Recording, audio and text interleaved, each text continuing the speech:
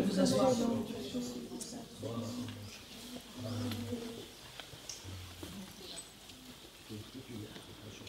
On va prendre une petite pause. Avant, je vous ai dit que j'ai enseigné plus de la moitié de ma vie maintenant. Et beaucoup d'entre vous, vous voyagez en Europe, vous connaissez certaines personnes de France. J'ai enseigné la plupart des jeunes que vous connaissez, quand ils étaient petits. Frère Samuel, frère Harry, je les ai connus tout petits. Ma fierté d'enseigneur, c'est de les voir agir dans leur ministère. Et bien sûr, il y avait leurs parents, l'enseignement qu'ils ont reçu de l'Église. Rien de tout ça ne dépend que de moi. Et je dis ça vraiment en toute humilité, mais je me dis, Seigneur, si une chose que j'ai dite, une chose que j'ai faite, une leçon que j'ai apportée, ce qu'ils ont vu en moi, a aidé au fait qu'ils sont toujours là aujourd'hui. Alors j'ai réussi. Amen. Amen. Amen. Jimmy Legrand, il a quel âge? Vu comment ça discute, il y en a beaucoup qui ont l'intelligence interpersonnelle. Ou linguistique. Les deux. C'est très intelligent. Rapidement, j'aimerais avoir tous les garçons de ce côté-là. Il n'y en a pas beaucoup. Tous les garçons. Non, venez debout là, ici. Mettez-vous ici debout. Ok, on en a 4. Et on va prendre 4 filles. Rapidement. N'ayez pas peur. 1, 2, encore 2. 2 filles, 3 et 4. Voilà, super. On va faire un tout petit jeu. Donc vous allez faire un rond. Et vous allez vous donner les mains en les croisant comme ça. Exactement. Voilà, les garçons, vous faites pareil.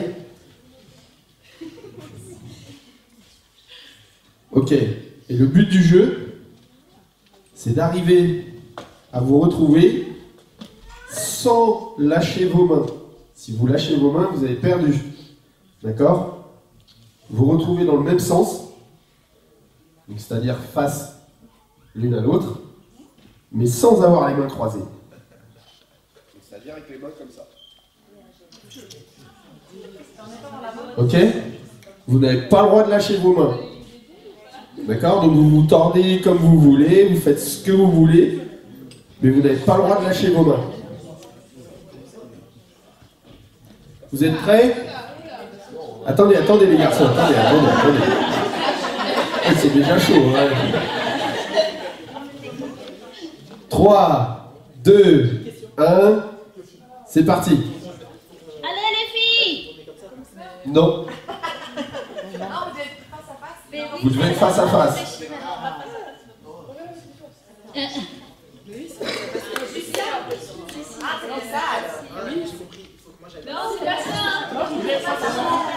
Allez, donnez-leur des conseils. Hein. Vous devez passer du centre.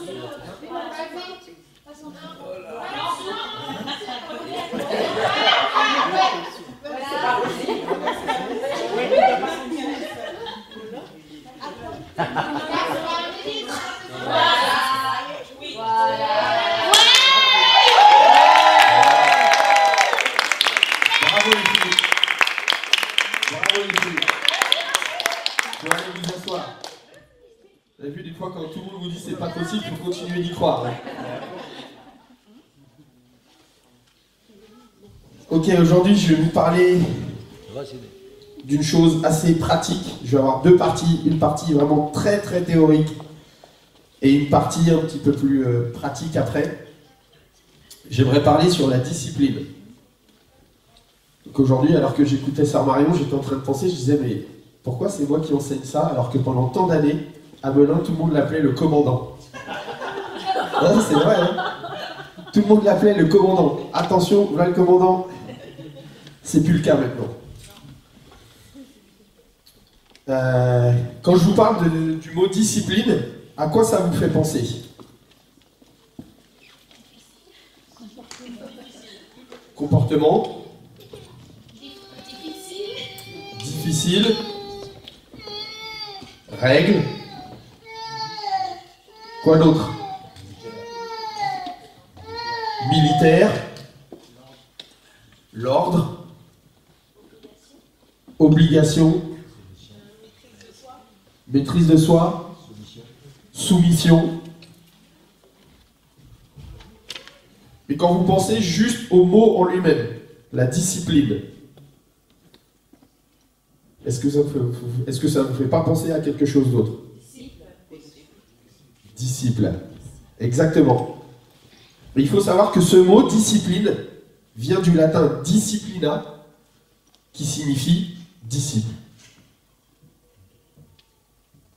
Donc j'ai cherché dans le dictionnaire un petit peu, j'ai cherché les différentes définitions que je pouvais trouver. L'une d'entre elles, c'était entraîner les gens pour les rendre plus désireux à obéir, à se contrôler eux-mêmes, souvent sous la forme de règles pacifiques, et de punitions si l'enfant enfreint ces règles, ou encore le comportement produit par cet entraînement.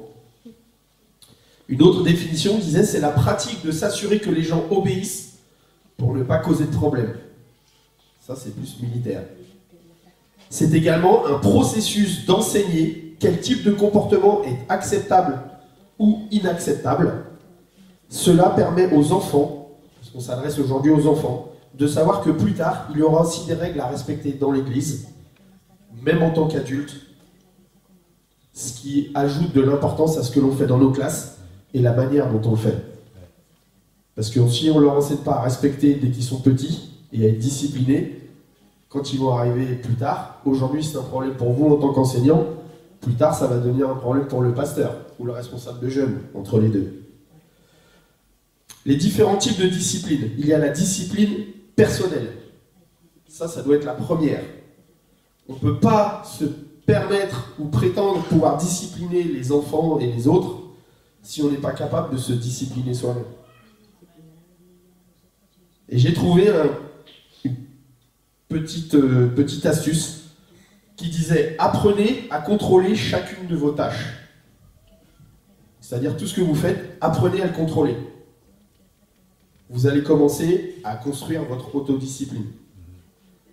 Alors que vous allez commencer à vous autodiscipliner, vous allez commencer à mieux gérer votre temps. Ça paraît logique, hein?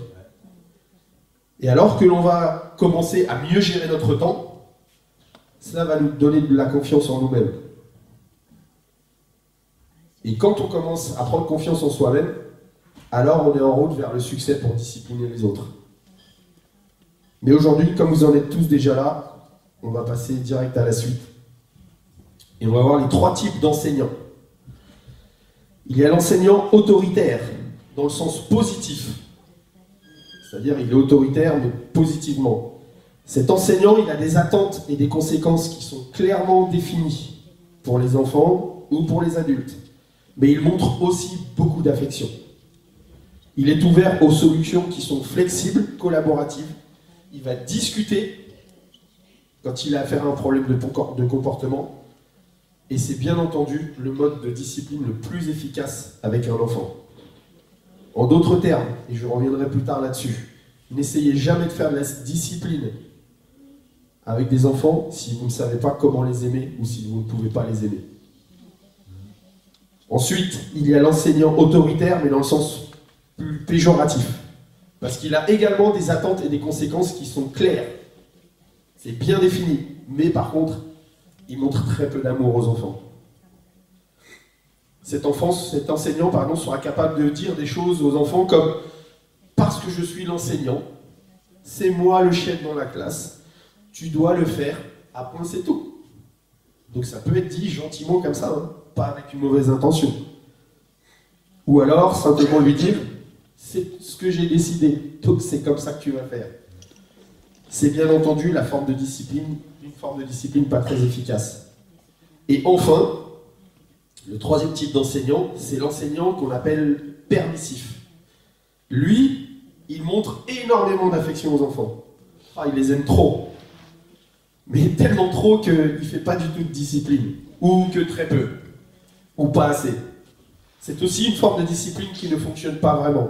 Ça peut marcher un tout petit peu les premières minutes, mais l'enfant va vite comprendre que, voilà, il m'aime, donc j'ai le droit de faire ce que je veux. Les enfants ont besoin de barrières qui vont les guider, et eux tout seuls ne sauront pas quelles sont leurs limites. C'est à vous de les définir, et ils ont besoin de ces limites. Au bout d'un moment qui sera assez court, si vous ne faites pas ça, ça va conduire à la frustration de l'enseignant. Vous allez être frustré parce que ça ne marche pas.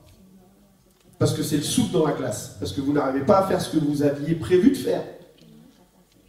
Vous aurez perdu le contrôle. Et souvent, ce type d'enseignant va avoir tendance à blâmer les enfants. De dire « Ah là là, aujourd'hui, c'était catastrophique. Ils ont fait n'importe quoi. » Mais tout simplement, c'était peut-être parce qu'on était trop permissif ce jour-là. Vous vous situez tous dans un de ces trois. Les techniques de discipline. Il faut savoir que dans tous les cas, la punition que vous allez choisir, elle devra toujours être adaptée au mauvais comportement de l'enfant, à son âge, à son tempérament et aussi à votre style d'enseignant. La première de ces techniques, c'est de récompenser le bon comportement. Reconnaître le bon comportement de l'enfant, lui disant, sera toujours le meilleur moyen de l'encourager à continuer et à reproduire cela. En d'autres termes, alors j'essaie de le traduire en français parce qu'ils disent ça en anglais, essayez d'attraper l'enfant ou le moment où l'enfant est en train de faire bien.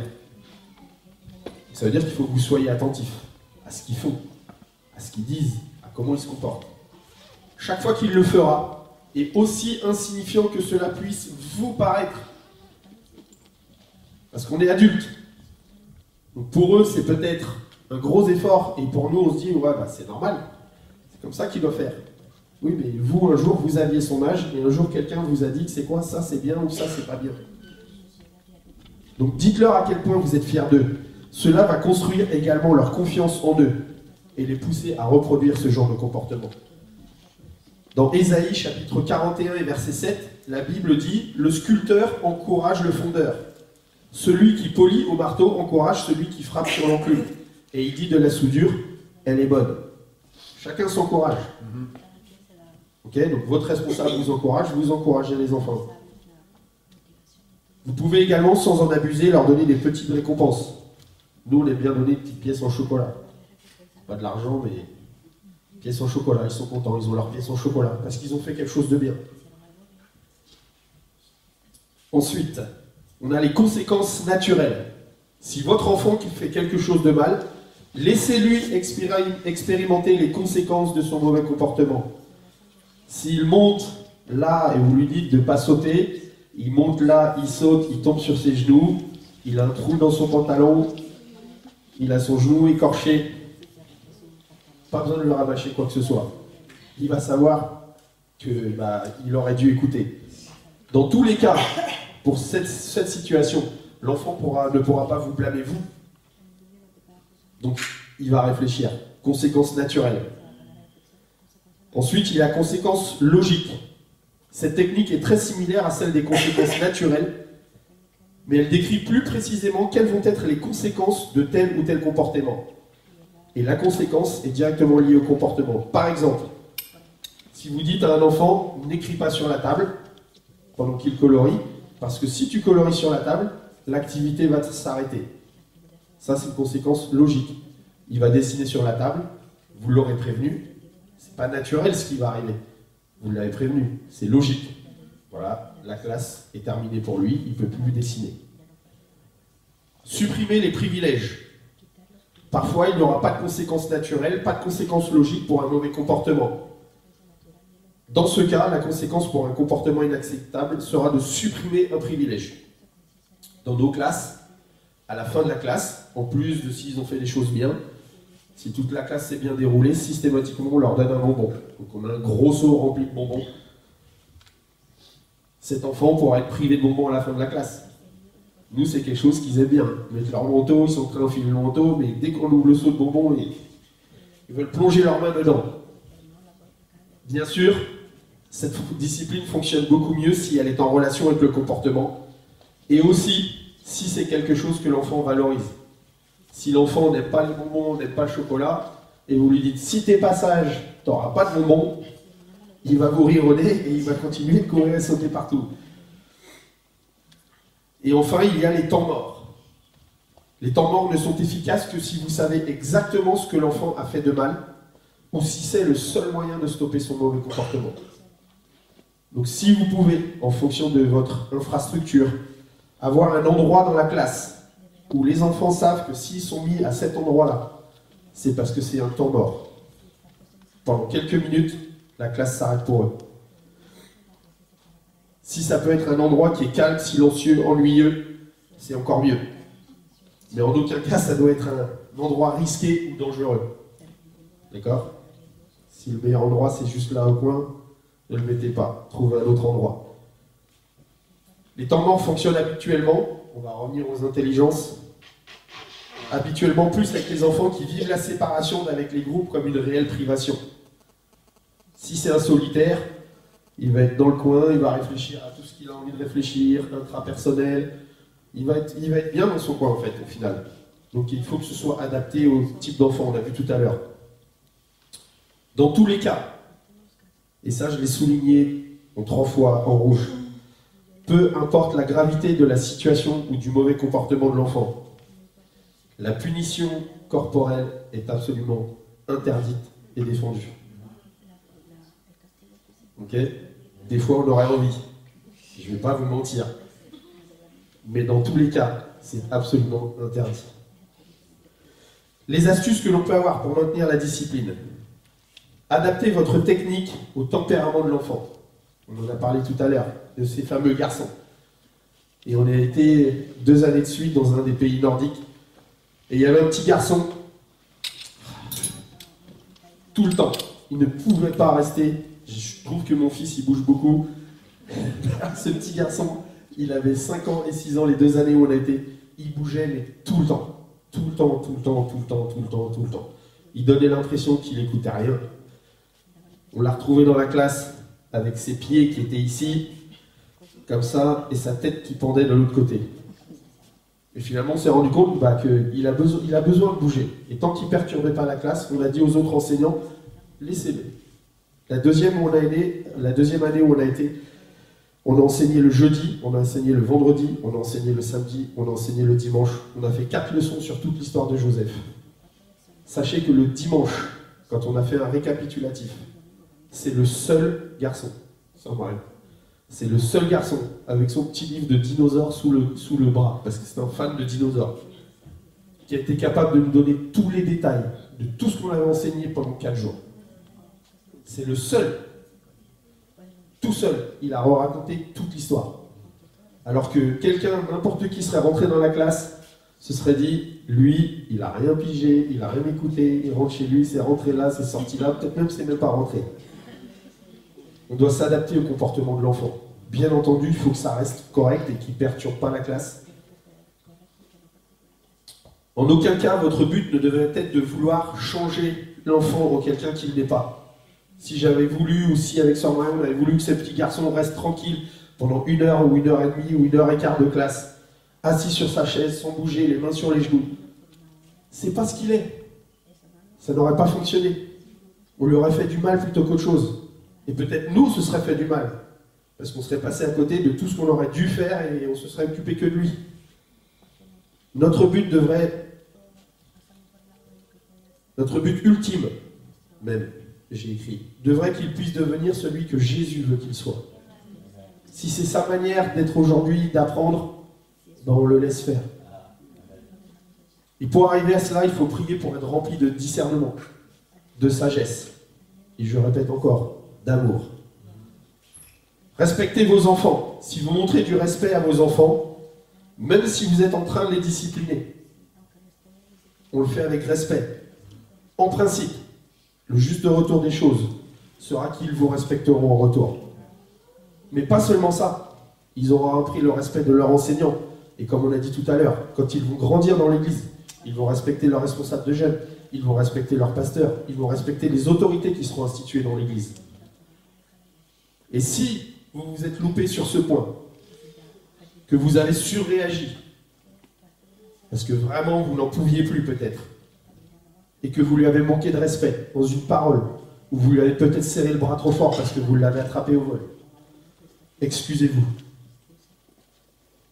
Comportez-vous comme vous voulez que les enfants se comportent avec vous. Troisième point, soyez consistant. Ça, c'est difficile des fois. Parce que quand on sort de la classe, nous, on enseigne 2 fois 1h30 à Melun. Après les 3 heures passées avec 25 enfants dans notre classe, et on doit rester consistant. Peu importe la technique de discipline qu'on aura utilisée, ça sera un échec si on n'est pas consistant. Si vous dites à l'enfant qui a 5 ans, tu vas rester 5 minutes ou 3 minutes dans le coin là-bas, et qu'au bout de 30 secondes, vous le laissez revenir, vous n'avez pas été consistant. Et la conséquence, elle ne sera pas pour lui la prochaine fois, elle sera pour vous. Parce qu'il ne va pas changer son comportement pour autant. Il va se dire, finalement, à chaque fois, elle me dit 3 minutes. Essayez de garder de la consistance dans vos buts et vos techniques dans le temps. Et s'il y a plusieurs enseignants dans votre classe, soyez sûr de vous concerter en amont pour que les règles et les techniques que vous allez utiliser seront bien les mêmes pendant toutes les classes. Pas qu'ils changent chaque dimanche en fonction de l'équipe, mais chaque dimanche, pendant toutes les classes, c'est la même chose. Les enfants vont vous défier. Les enfants vont vous tester. Chaque dimanche, ils vont essayer. Soyez-en certains. Eux, ils lâchent jamais. Eux, ils sont consistants. Quatrième point, quand c'est fait, c'est fait.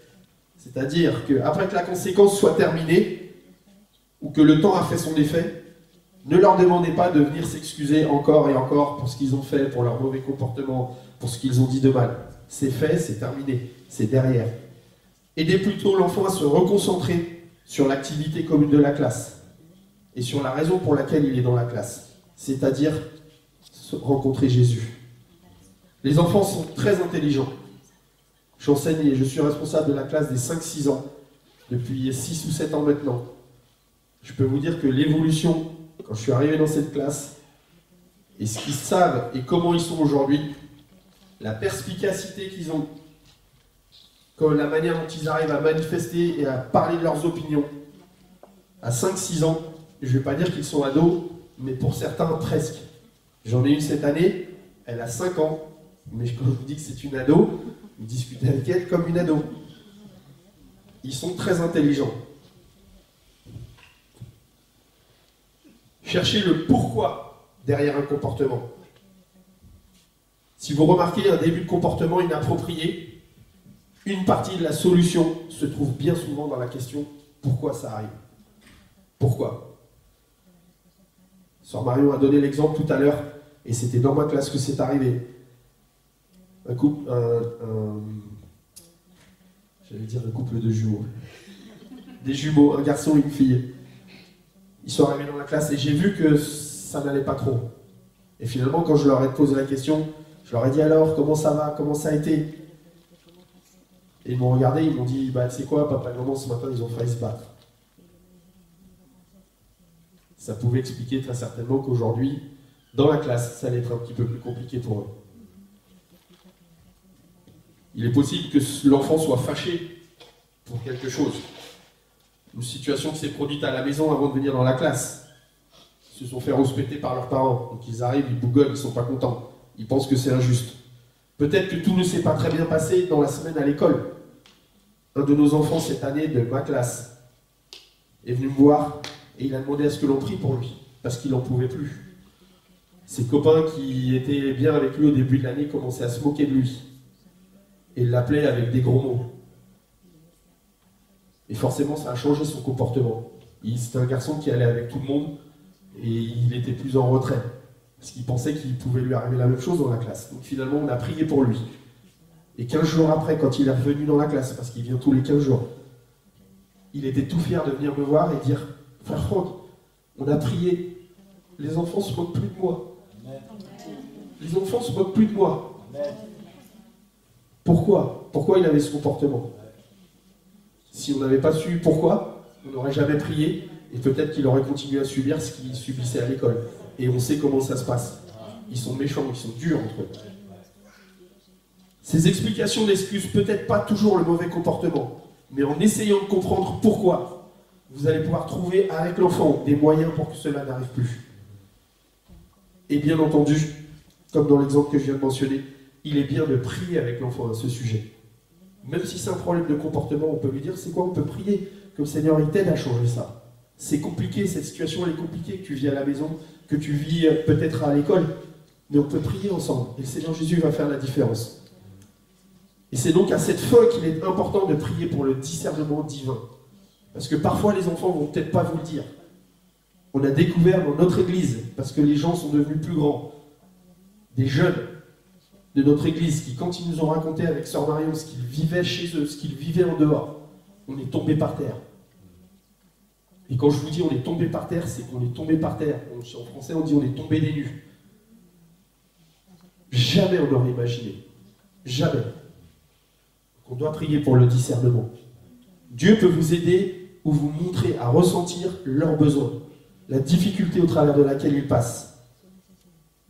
Il peut le faire. Est-ce que vous le croyez? Amen. Moi je le crois. Ce qui implique une discipline personnelle dans notre marche avec Dieu. Et c'est ce qu'elle a dit Sœur Manon tout à l'heure. Désolé, je répète. Mais c'est important. Et notamment dans nos moments de prière pour la classe et ce qui va se passer dans la classe. Sachez quand et où aller trouver de l'aide. Parce qu'on ne sait pas tout. C'est pas parce qu'on les enseigne qu'on sait tout. C'est pas parce qu'on les enseigne qu'on a la science infuse. Soyons sérieux. Même si on a les meilleures techniques de discipline, on a le meilleur style d'enseignement, on est un des meilleurs enseignants, il y a ces jours où il semblerait que rien ne fonctionne. Est-ce que c'est déjà arrivé à quelqu'un? Moi je lève mes deux mains. C'est peut-être juste parce que vous avez eu une sale semaine au boulot. Rien ne s'est passé comme prévu. Développer des compétences pour une discipline positive demande beaucoup de pratique et de temps. Ne pensez pas qu'en sortant de ce séminaire, j'apprends chaque dimanche encore avec les enfants, parce qu'ils sont tous différents. Si vous ressentez que vous avez fait une erreur, soyez honnête. Excusez-vous auprès de l'enfant, on l'a déjà dit. Et dites-lui que vous ferez mieux la prochaine fois. Et à chaque fois que vous avez une question sur un comportement que vous ne comprenez pas, ou que vous ne savez pas, parce que vous pensez avoir tout essayé, comment discipliner cet enfant, il y a une personne vers qui on peut se tourner. Demandez au maître et au créateur de cet enfant, ou de ces enfants. Et il va nous montrer quelle est la bonne technique à adopter, quel est le bon comportement à adopter. C'est aussi une des raisons pour laquelle, dans la mesure du possible, vous ne devriez jamais enseigner seul. Parce que vous n'allez peut-être pas trouver la solution. Mais celui qui est à côté de vous, votre collègue, comme a dit notre sœur tout à l'heure, peut-être que lui, il va juste venir, il va dire la même chose, mais différemment, d'une autre façon. C'est quelqu'un d'autre, et ça va fonctionner. Ne vous dites pas, ah, je comprends pas, j'ai dit la même chose, c'est juste que je l'ai dit différemment et ça n'a pas marché. Ce qui compte, c'est le but. On travaille en équipe. N'ayez pas peur de faire des échecs. Si vous avez échoué en tentant de discipliner un enfant, c'est pas grave. Et bien souvent, on a peur de ça. On a peur de l'échec. On a peur de ce que va dire celui qui nous regarde à côté, l'autre enseignant qui nous regarde en train d'essayer de nous dépatouiller d'une situation improbable avec un gosse qui vous fait, comme on dit, la misère. Mais il n'y a rien de mal à se tromper. Les enfants seront toujours prêts à vous pardonner si vous vous excusez auprès d'eux. Comme Sœur Marion a dit, encore une fois, ils sont simples. Eux, ils sont terre à terre. Vous excusez, ils vous excusent, et puis c'est terminé. Ils oublient. Maintenant, et je dois le dire, soyez sûr de ne pas vous tromper 20 fois pour la même chose. Il pourrait qu'avec le temps, cela commence à devenir compliqué pour l'enfant. Il y a une expression française que j'aime beaucoup, que j'ai appris lors d'un séminaire de management. Et il disait, vous avez les crayons de papier avec la gomme au bout là? La gomme qu'il y a au bout du crayon est faite pour être utilisée. Mais soyez sûr que votre gomme ne s'use pas plus vite que votre crayon. C'est bête, hein? Mais quand on réfléchit, moi, ça m'a trop parlé.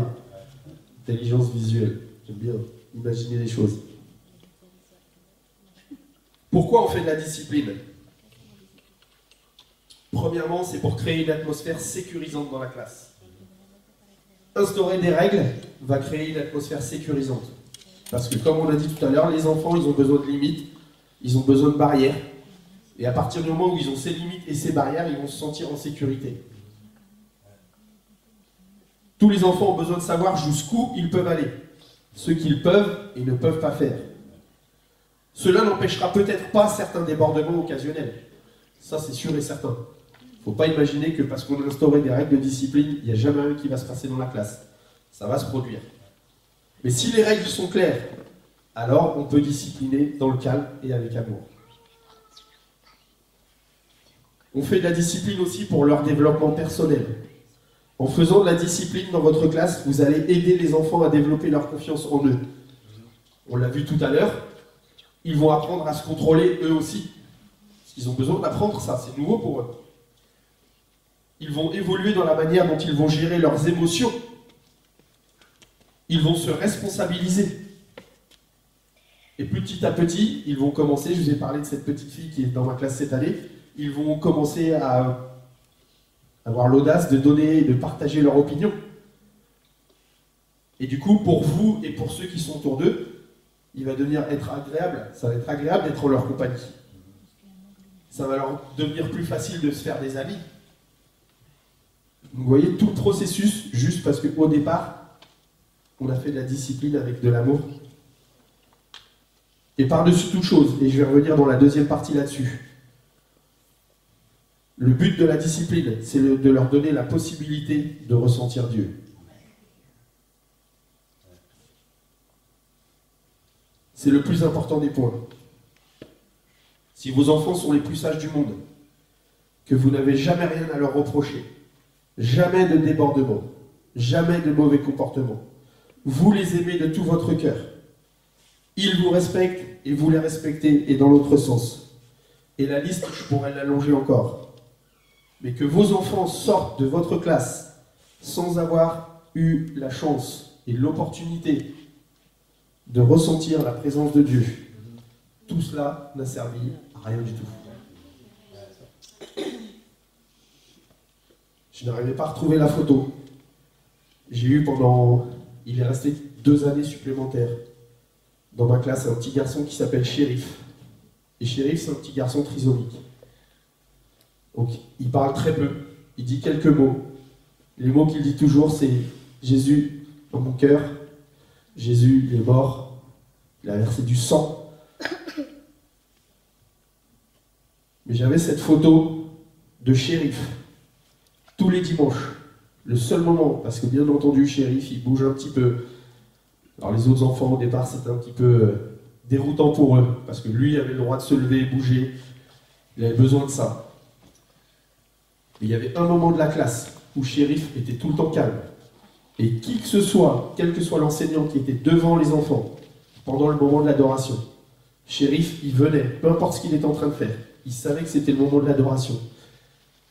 Il venait devant, il se met à genoux à côté de l'enseignant, il lève ses mains, il ferme ses yeux et il parle à Dieu. Et peu importe le temps que durait l'adoration. Une fois que c'était terminé, il se relevait et il écoutait un petit peu, il faisait un petit peu ses activités. Mais ce moment-là, il voulait sentir la présence de Dieu. Parfois, j'ai donné l'exemple tout à l'heure de ce petit garçon. Il y en a certains qui sont déconnectés de ce qui se passe dans la classe. Mais ils peuvent ressentir la présence de Dieu eux aussi. Il est donc important d'être discipliné dans notre préparation spirituelle de la classe. Pour parler de vécu, on parlait de ne pas avoir peur de parler de ses erreurs. Et je l'ai fait, je l'ai vécu. C'est dimanche où je suis sorti de la classe. Et je me suis dit, waouh, ce dimanche, c'était chaud. Les petits, ils ont été... Quand sœur Marion me demandait comment ça s'est passé. Je disais c'était tendu ce matin. Vous savez pourquoi? Parce que notre préparation, ma préparation n'était pas suffisante. Parce que je suis arrivé un peu trop juste dans ma classe et j'ai pas eu le temps de prier. Et ces dimanches-là restent les dimanches où, bien sûr, ce n'est pas des catastrophes. Mais il y a une différence. Si on se prépare spirituellement et si on ne le fait pas. Et pour aller plus loin, si on n'a pas prié chaque jour de la semaine pour être prêt nous-mêmes, et je dis bien chaque jour de la semaine, priez pour chacun des enfants, que là où ils sont, Dieu prépare leur cœur. Que ce que vous allez enseigner dimanche, vous allez faire ce pourquoi vous vous êtes préparés. Mais on a entendu tout à l'heure, c'est Dieu qui va changer leur cœur. C'est Dieu qui va faire que ce qu'ils vont entendre et qui va rentrer dans leur tête, dans leur cerveau, puisse descendre dans leur cœur. Et c'est ça qui va rester. C'est ça qui va les aider dans la semaine. Quand vous allez enseigner l'histoire de Jonas, qui s'est retrouvé dans le grand poisson, Dieu était avec lui quand même. Et que eux vont penser à ça dans la semaine. Ah, comme Jonas, Jésus il est avec moi. J'ai l'impression d'être dans le ventre d'un grand poisson. Je suis perdu. Je ne sais pas où je suis. Ça sent mauvais. Mais Jésus il est avec moi. C'est ça qui va les aider dans chaque jour de la semaine. Et sans ça, sans cette préparation, on ne peut pas prétendre de voir des choses extraordinaires dans notre classe. Et avant de passer à la deuxième partie, j'aimerais vous raconter l'histoire de Benny. Benny, c'est un petit garçon qui est venu dans ma classe l'année dernière. 5 ans. Il est venu avec son frère qui lui avait 6 ans. C'est un des jeunes de l'église qui nous les a ramenés et qui m'a dit, écoute, son grand frère, il parle français, il parle aussi lingala, mais il comprend le français. Par contre, son petit frère, je ne sais pas s'il parle, je ne sais pas s'il parle le français, s'il parle le lingala. Et fort de mon expérience, je me suis dit, j'ai dit à ce jeune, t'inquiète, on va gérer. On va savoir faire. Finalement, Benny a commencé à avoir un comportement un petit peu bizarre, dans le sens où il a commencé à être un petit peu agité. Donc au départ, c'était rien de trop grave. Finalement, j'ai essayé de lui parler. Je ne savais pas s'il parlait le français. Et finalement, il a voulu commencer à être violent avec moi. Donc il voulait me mettre des coups de pied. Quand je me suis mis à genoux pour parler face à lui et être à son niveau, il a voulu me frapper au visage. Il a voulu attraper mes vêtements. Quand je vous dis qu'il commençait à être violent, il commençait à être vraiment violent. Donc finalement, ne sachant pas s'il parlait français, un des jeunes de l'église est en train de passer par là. Et je sais qu'il parle lingala, donc j'ai dit, écoute, viens et essaye de lui dire qu'on ne peut pas avoir ce genre de comportement dans la classe. Et finalement, ce qui s'est passé, c'est que ce petit garçon, Benny, il a commencé à faire la même chose avec ce garçon. Et en fait, il voulait frapper tous ceux qui étaient autour de lui.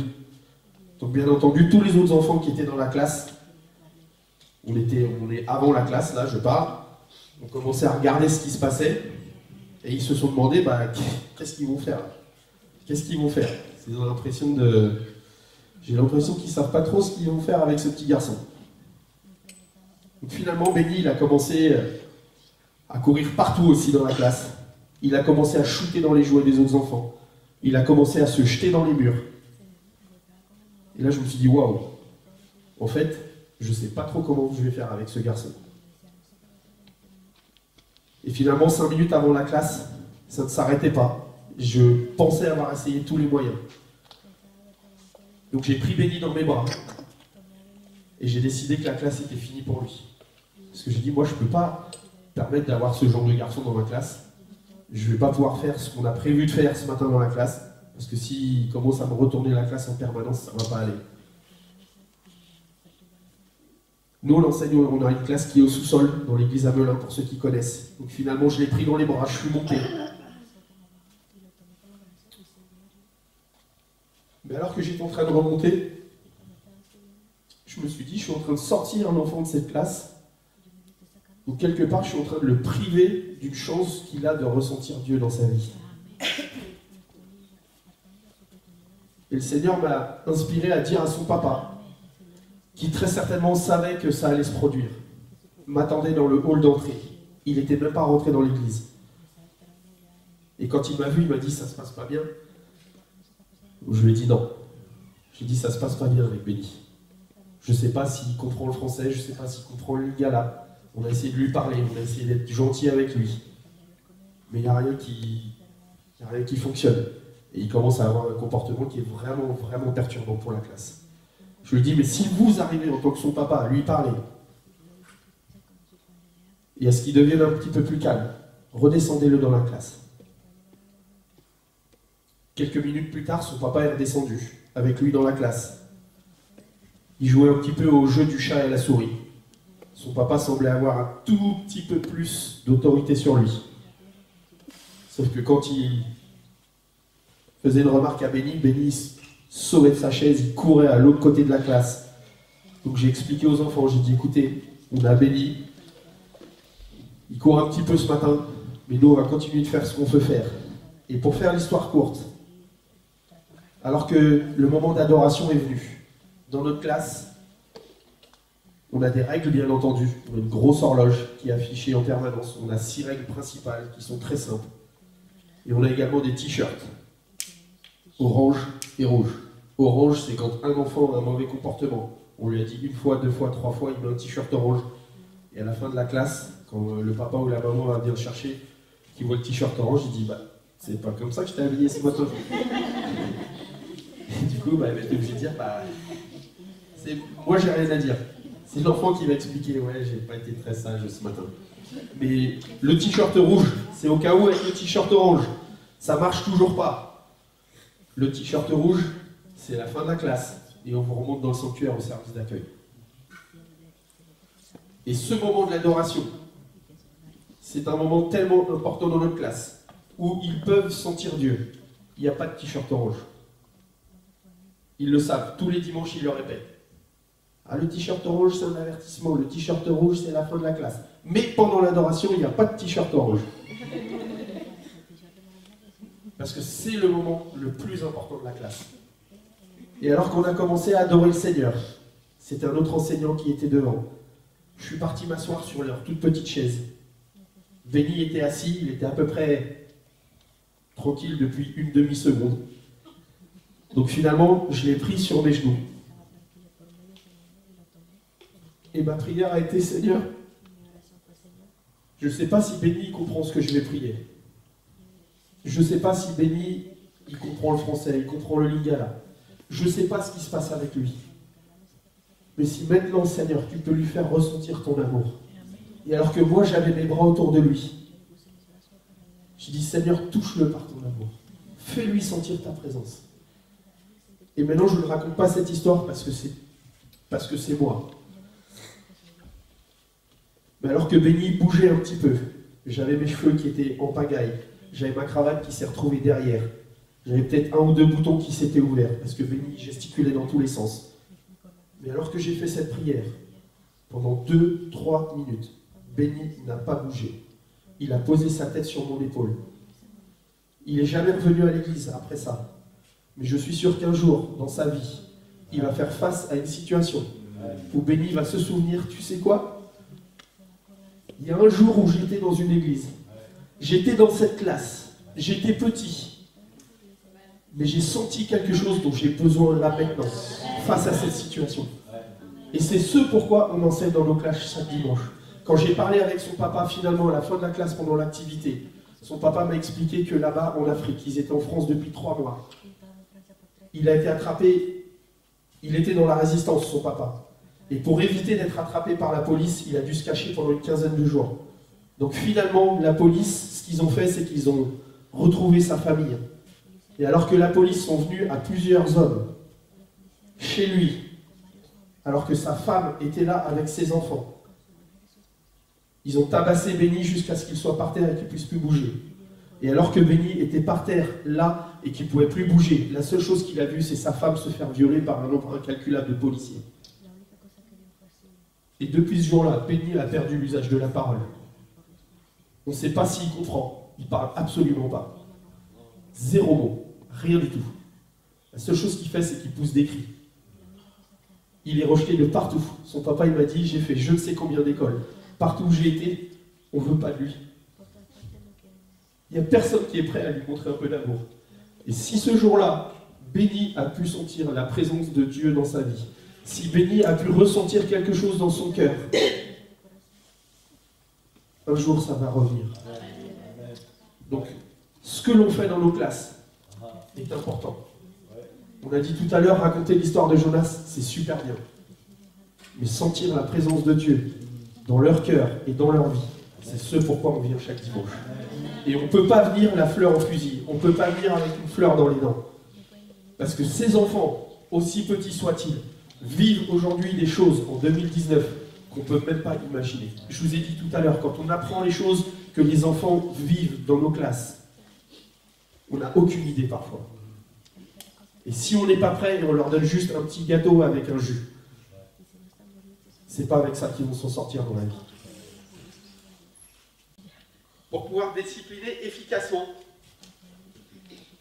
j'ai dit tout à l'heure qu'on reviendrait dessus, il nous faut aimer et il nous faut aussi communiquer. Qu'est-ce que la communication?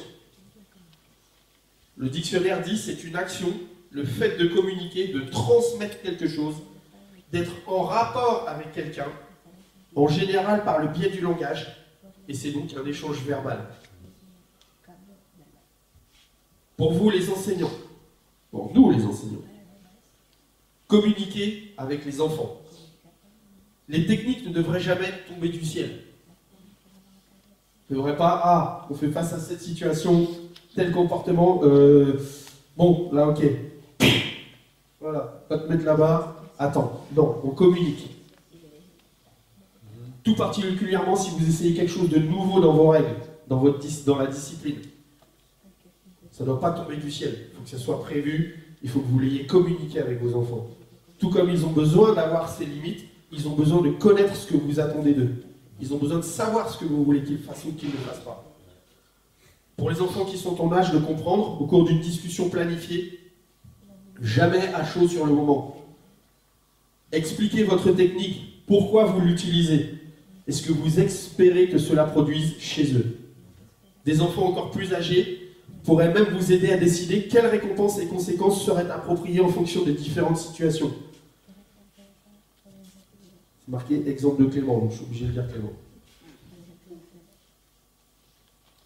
Quand je dois faire la discipline avec mon fils, ça arrive.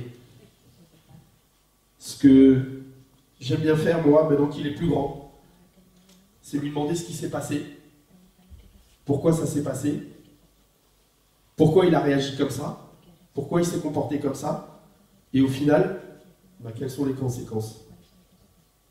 Et au final, Clément, il peut en témoigner, je ne parle pas beaucoup.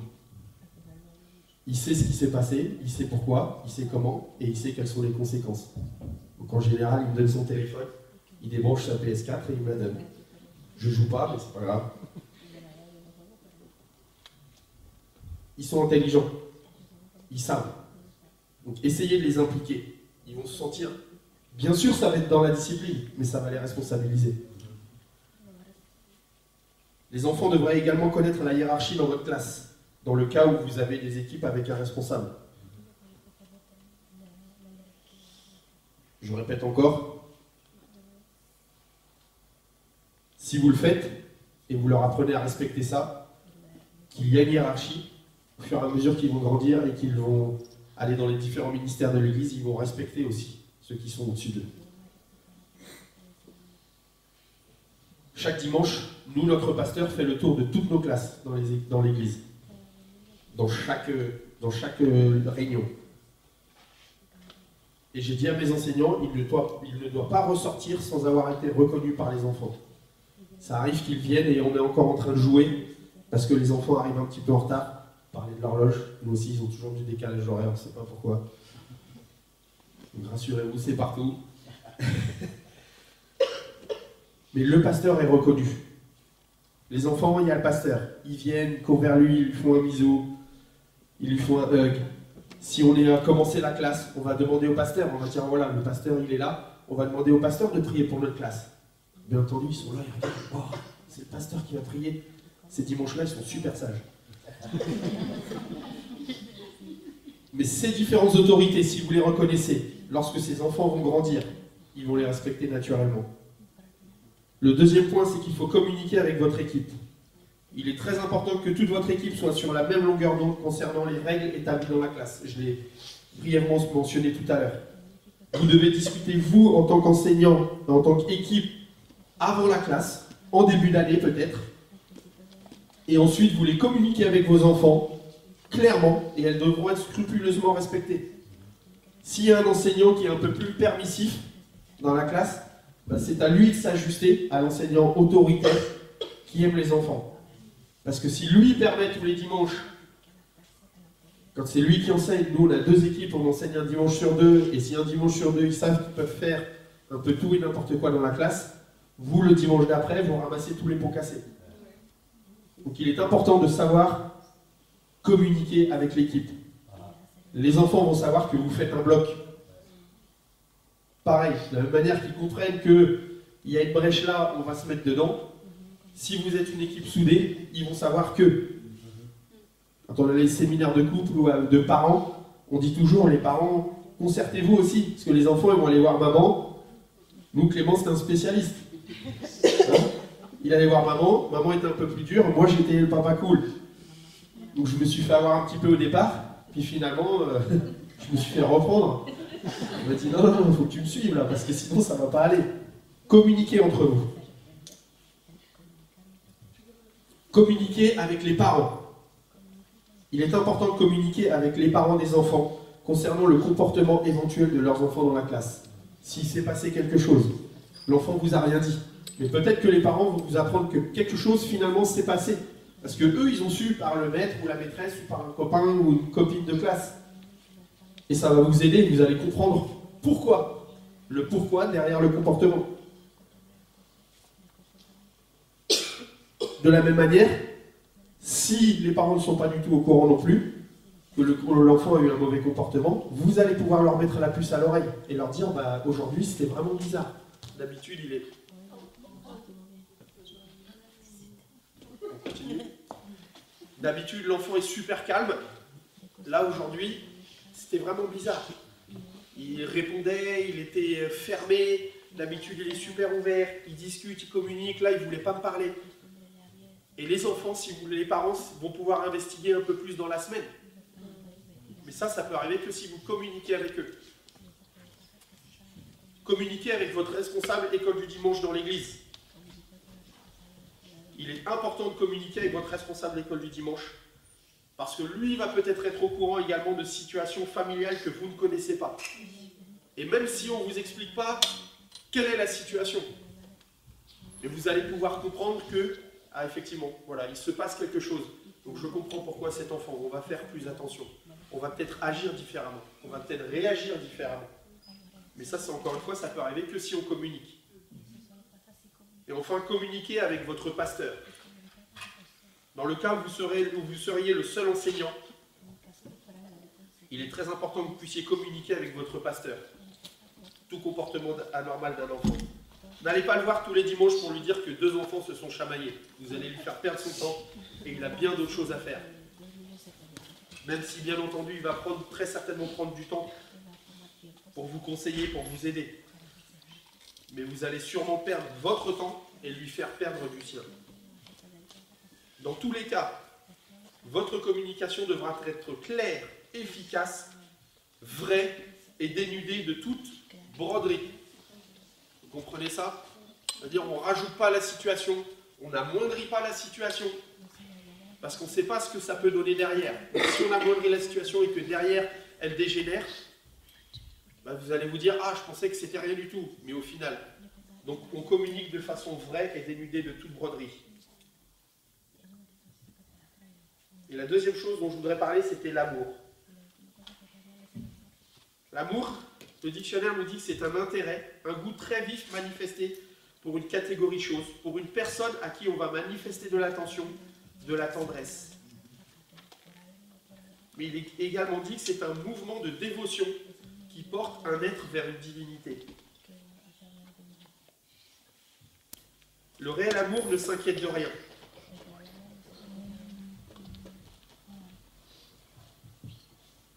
Particulièrement pas de l'accomplissement de nos buts. Et quand on regarde à Jésus, c'est exactement ce qu'il a fait avec nous. Enseigner avec amour. Et écoutez bien cette phrase. Enseigner avec amour est la seule chose qui peut nous libérer du terrible sentiment que peut générer le fait de le faire sans amour. Je vais répéter ça. Enseigner et discipliner ses enfants avec amour. C'est la seule chose qui peut nous libérer du sentiment que peut générer le fait d'enseigner sans amour. Ça veut dire que et si vous enseignez sans amour aujourd'hui et que ça crée un sentiment en vous qui n'est pas bon, le seul moyen de sortir de ça, c'est de vous mettre à enseigner avec amour. Dès que vous commencez à enseigner sans amour, ça devient horrible. Et pour vous, et pour les enfants. Et pour aller un peu plus loin, et peut-être ça va vous paraître dur, mais cela va souvent révéler un mauvais état d'esprit. Parce que si vous êtes rempli du Saint-Esprit, si vous priez pour ces enfants, si vous vous préparez spirituellement, quand vous allez venir dans votre classe, l'amour de Dieu au travers de vous va se répandre naturellement. Et vous allez aimer ces enfants. Et vous allez faire avec amour. Donc, vous pouvez être le meilleur enseignant, vous pouvez avoir les meilleures techniques. Et je vais redire ce que j'ai dit tout à l'heure. Être doté des meilleures compétences. Si vous ne disciplinez pas les enfants et si vous ne les enseignez pas avec amour, vous êtes, et je suis, à côté de la plaque. Et bien pire que ça, cela peut conduire à des désastres dans leur vie. Sœur Marion disait tout à l'heure, de quoi j'ai envie qu'ils se souviennent de moi quand je vais être plus âgé et qu'eux auront grandi de 10 ans. De l'enseignant tortionnaire qui voulait que je reste assis tous les dimanches parce qu'il voulait absolument raconter son histoire. C'est pas ce que j'ai envie. J'ai envie qu'ils se souviennent d'un enseignant qui les a aimés, peu importe leur comportement, peu importe leur réaction, peu importe comment ils se sentaient, peu importe ce qu'ils avaient vécu la semaine.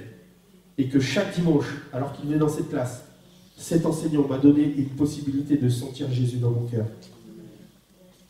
Qui a déjà entendu parler des 5 langages de l'amour? Beaucoup de monde, donc je vais aller très vite. Le premier, c'est les services rendus.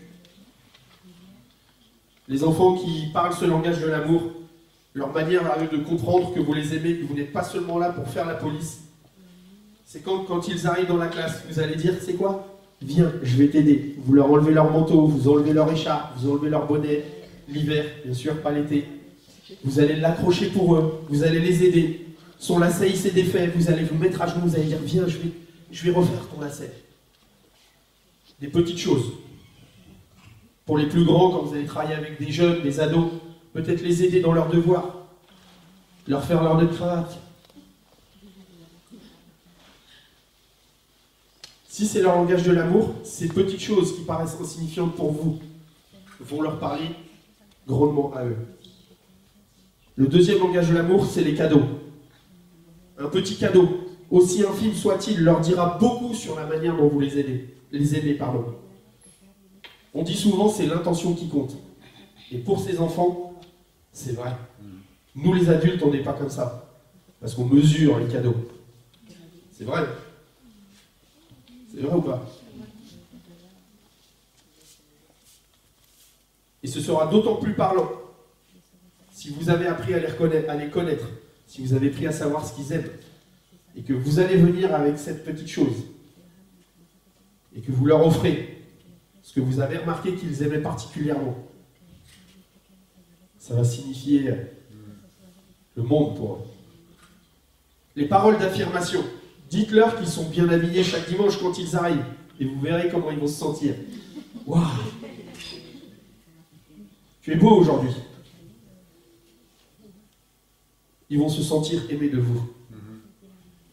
Dites-leur juste que vous êtes super content de les voir. Et si vous ne le pensez pas, ne le dites pas. Ils sont bien plus sensibles que nous.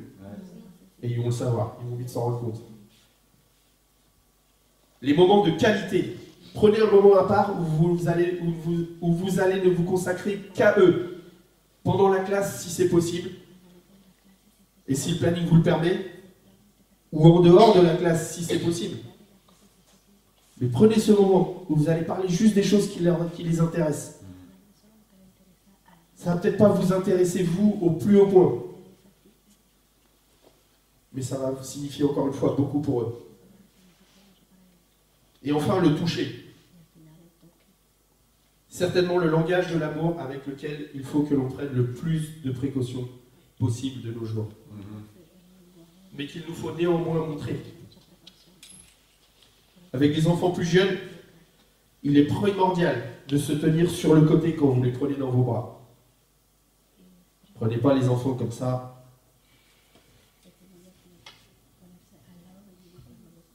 Je le dis parce que si je le dis pas, et que ça arrive, on va dire, bah oui, mais il l'avait pas dit.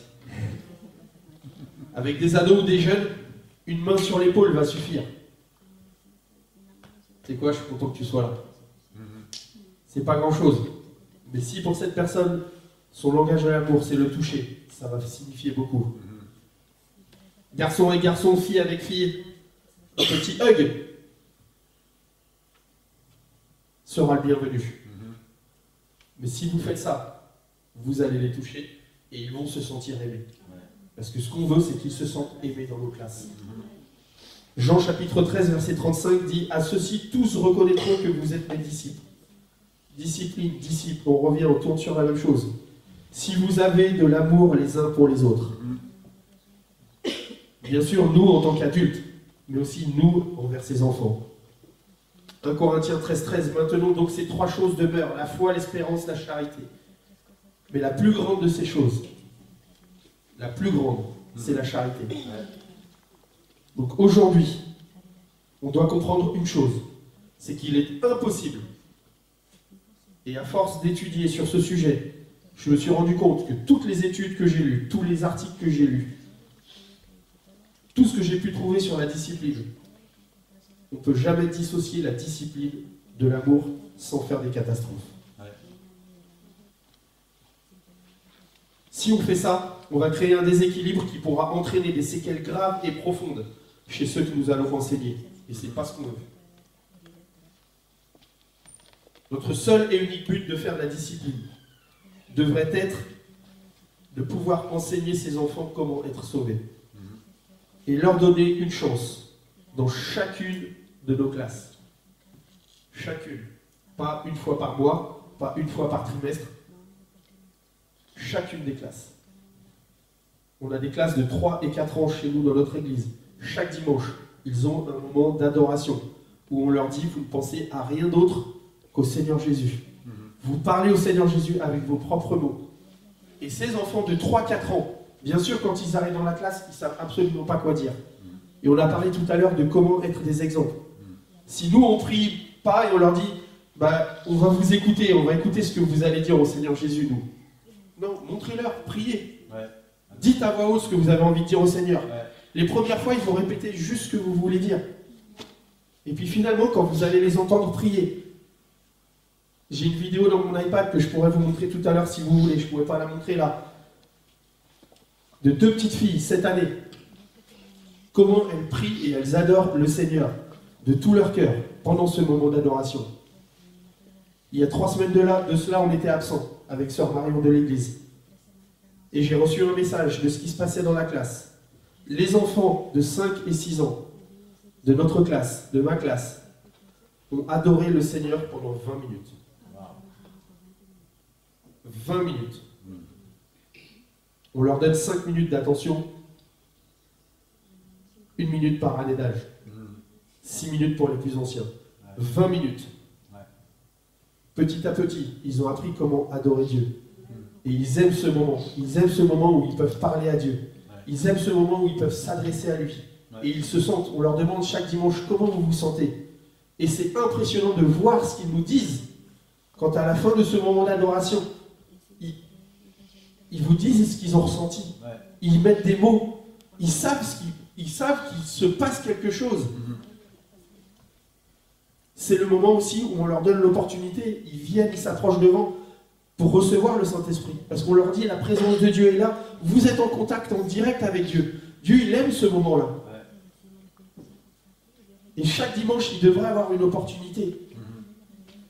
Il m'est arrivé de penser, et peut-être à vous, ça vous est arrivé aussi, de me dire, ce dimanche, quand ils sortent de la classe, si peut-être ils ont un peu moins prié, peut-être ils ne se sont pas avancés devant pour recevoir le Saint-Esprit. Ils n'ont pas reçu le Saint-Esprit, et s'ils devaient disparaître cette semaine, où est-ce qu'ils en sont? Qu'est-ce qu'ils auront ressenti dans cette dernière classe qu'ils auront pu avoir? Est-ce qu'ils auront senti Jésus, ou est-ce qu'ils auront juste été contents d'avoir eu un bonbon à la fin de la classe? Ce que l'on fait est important. Et on ne sait pas à qui on a affaire. Bien souvent, bien sûr, on a nos familles de l'église, on a les enfants qu'on connaît. On sait que les familles sont là, fermes dans l'église. Mais on a aussi beaucoup d'enfants qui viennent et on ne sait pas ce qui se passe derrière les portes. On ne peut même pas imaginer. Il y a quelques années de cela, on est parti à Londres pour faire une croisade, comme on va faire ici. Là, on a fait un petit séminaire le samedi. Le dimanche, on a fait une grande réunion. Et il y avait ce petit garçon, TJ. Et quand il est venu le premier soir, c'était un de ces garçons pareil qui était... parce qu'on a eu 2 réunions. Et le premier jour, il était assez virevoltant, assez perturbant. Il ne voulait pas rester en place. Il n'écoutait pas trop.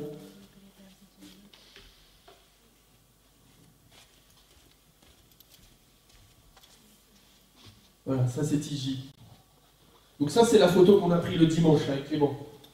Vous avez vu comment il était? Je ne sais pas ce qui lui est arrivé, mais...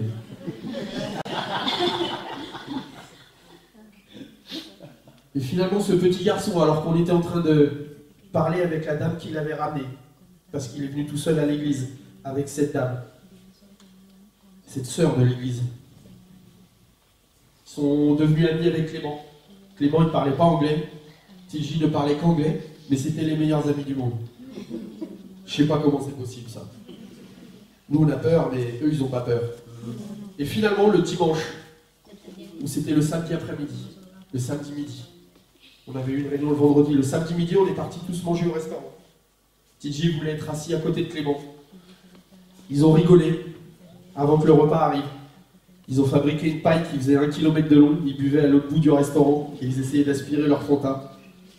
Et finalement, quand l'assiette est arrivée devant TJ, il mangeait pas. Et finalement, TJ s'est tourné vers cette sœur qui l'avait ramené à l'église. Et il lui a demandé si elle pouvait lui montrer comment on faisait pour se servir d'une fourchette. Parce que c'était la première fois de sa vie, à 7 ans ou 8 ans, que TJ voyait une fourchette. Finalement, on lui a demandé, on a parlé un petit peu avec cette sœur. TJ, c'est un petit garçon qui vivait dans la rue avec son père. Son père est sans domicile. Ils ont essayé plusieurs fois de le sortir dans la rue, mais finalement, il n'y arrive pas. Sa maman est au pays. La seule chose qu'il sait manger, c'est du pain sec et de l'eau. Donc vous imaginez bien que quand on lui a ramené une belle assiette avec une fourchette, il ne savait absolument pas quoi faire. Ça peut être ce genre d'enfant qu'on va avoir dans nos classes le dimanche. Qu'est-ce qu'on va faire avec eux? Qu'est-ce que vous voulez que moi j'aille expliquer à ce petit garçon de la vie? La seule chose que je peux faire, c'est essayer de l'amener à ce qu'il puisse toucher Dieu. Et le dimanche, alors que cette sœur a été lui acheter une cravate, une chemise, un pantalon, regardez son visage. Et ce jour-là, TJ est resté un peu plus calme. Il s'est avancé devant. Il n'a pas reçu le Saint-Esprit ce dimanche-là. Mais on a prié que le Seigneur puisse poser sa main sur lui. Finalement, on a continué de prendre un petit peu des nouvelles. Et après beaucoup de... J'ai perdu le mot. Beaucoup de démarches, ils ont réussi à emmener TJ à l'école. C'était une porte ouverte. Finalement, TJ ne vient plus à l'église. On n'a plus de nouvelles de lui. Mais de nouveau, si ce dimanche, où il était si fier de faire une photo avec Clément parce qu'il était en chemise, en cravate et en pantalon, bien sûr ça signifiait pour lui, il était au sommet de l'Everest. Mais s'il a pu sentir Jésus et cet amour que dans la rue, très certainement, personne ne lui avait montré. C'est ça qui va faire la différence un jour dans sa vie. Jeune fille qui a reçu le Saint-Esprit quand on était à Copenhague. Sa meilleure amie a reçu le Saint-Esprit ce même dimanche. Vous connaissez cette petite fille qui avait ramené sa copine. C'était la première fois, elle n'avait jamais rien vu de l'église. Mais alors qu'elles sont venues dans cette classe, on était dans une toute petite pièce, 5 enfants. Et alors qu'on a eu ce moment d'adoration, cette petite fille blonde se cachait dans le cou de sa copine. Parce qu'elle était en train de pleurer, elle était en train de ressentir la présence de Dieu. C'est pour ça qu'on fait l'école du dimanche. Regardez ce petit bout de chou. 3 ans. Vous pensez qu'il a appris ça tout seul? Non. C'est parce que quelqu'un dans sa classe, ce dimanche-là, on a fait la classe dans le sanctuaire. Et lui, il savait qu'il avait une chose à faire. C'était adorer Dieu pendant l'adoration. Il savait qu'il devait lever ses mains. Il savait qu'il devait fermer ses yeux. Et c'est à ce moment-là que Dieu peut toucher leur cœur. Et comme on a dit, peut-être qu'ils ne deviendront pas forcément tous des prédicateurs. Mais ça va faire la différence dans leur vie, un jour ou l'autre. Vous reconnaissez ce petit garçon aussi, là, à gauche. Bon, là, il voulait regarder un petit peu ce qui se passait. Il est curieux, Alexis. Hein. On a eu un super moment dans la présence du Seigneur.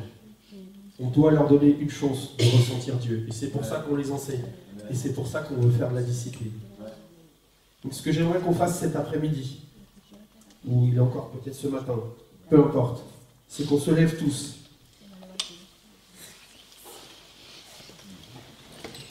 Certains d'entre vous sont des enseignants confirmés. Certains d'entre vous expérimentés. D'autres un peu plus débutants. Peut-être d'autres sans expérience. Sachez que tout ce qu'on a entendu ce matin, devant Dieu et dans ses classes, il n'y en a pas un plus grand qu'un autre. Chaque dimanche, quand je vais dans ma classe, je suis au même niveau que mes enseignants. Je dois me remettre en question. Je dois me préparer la semaine dans la prière. Parce que si je ne le fais pas, c'est pas parce que je suis le responsable de classe que Jésus va se manifester. Jésus va se manifester si moi je me suis préparé. Si en tant qu'équipe on s'est préparé. Si on est venu avant la classe pour prier, très important. Si vous ne priez pas, vous ne passez pas un moment, les enseignants en équipe, en train de prier d'un même accord, d'un même esprit, d'une même pensée, avec un même désir, c'est que les enfants puissent toucher le Seigneur dans votre classe. On passe à côté. Donc ce que j'aimerais qu'on fasse ce matin, ou cet après-midi, c'est qu'on puisse parler au Seigneur. Demander au Seigneur de nous sonder. Voir où est-ce que j'en suis, Seigneur, avec toi. Où est-ce que j'en suis avec ce que tu veux que je fasse dans ces classes. Qu'est-ce que tu veux que je change? Qu'est-ce que je peux faire mieux? Qu'est-ce que je dois laisser peut-être? Quel comportement je dois laisser de côté? Parce que Seigneur, mon seul but, c'est que ces enfants puissent te ressentir dans leur vie, dans chacune des classes dans lesquelles je rentre. Seigneur Jésus, je veux te dire merci encore. Merci Seigneur Jésus pour tout ce que nous avons pu entendre, Seigneur. Seigneur Jésus, nous voulons nous tenir devant toi tels que nous sommes. Seigneur Jésus, tu connais chacun de nos cœurs. Seigneur Jésus, tu connais chacun de nos vies. Seigneur Jésus, tu sais là où nous nous trouvons, Seigneur Jésus. Nous voulons venir devant toi tels que nous sommes, humblement, Seigneur Jésus. Seigneur, que tu puisses nous sonder, Seigneur, sonder nos cœurs, sonder nos pensées, Seigneur Jésus.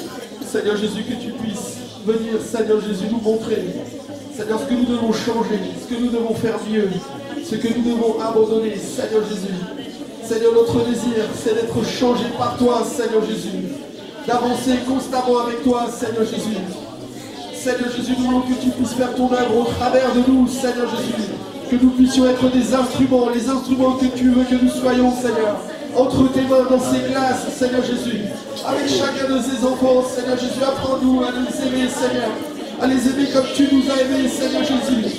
Seigneur Jésus, peu importe qui ils sont, Seigneur, peu importe leur comportement, ce qu'ils vivent, Seigneur, peu importe les situations auxquelles ils font face, peu importe ce qu'ils font dans nos classes, peut-être, Seigneur Jésus. Seigneur Jésus, nous voulons les aimer, Seigneur Jésus, avec ton amour, Seigneur. Que ton amour coule au travers de nous, Seigneur. Seigneur Jésus, fais ton œuvre, Seigneur Jésus, en nous et au travers de nous, Seigneur Jésus. Inspire-nous, Seigneur Jésus, loin-nous quand nous rentrons dans chacune de ces classes, Seigneur. Dirige-nous, conduis-nous, Seigneur Jésus. Nous voulons avoir ta sagesse en toute situation, Seigneur Jésus.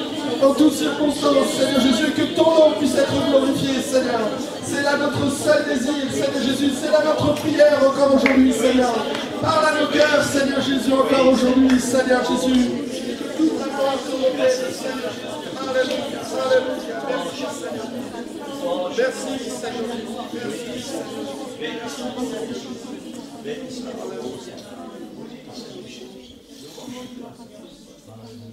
Et je voudrais juste rajouter une chose concernant ces histoires que je vous ai racontées.